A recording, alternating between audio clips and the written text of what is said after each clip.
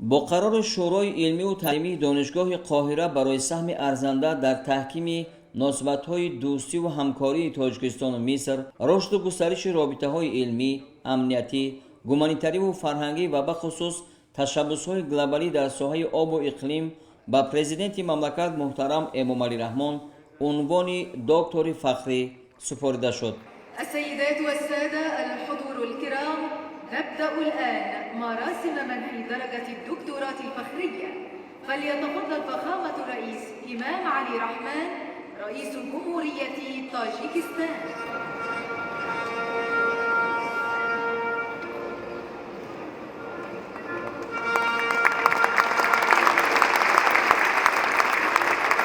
يسلم الآن الدكتور محمد عثمان الخشت رئيس جامعة القاهرة السيد الرئيس إمام علي رحمان رئيس جمهورية طاجيكستان شهادة الدكتوراه الفخرية في الآداب من جامعة القاهرة.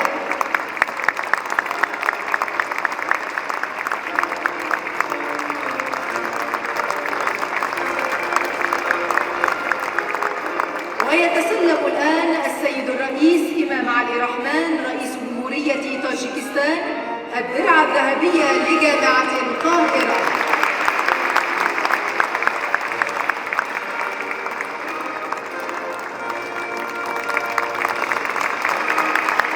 والآن نشهد توقيع فخامة الرئيس إمام علي رحمان رئيس جمهورية طاجيكستان في السجل التذكاري للدكتوراه الفخرية بجامعة القاهرة.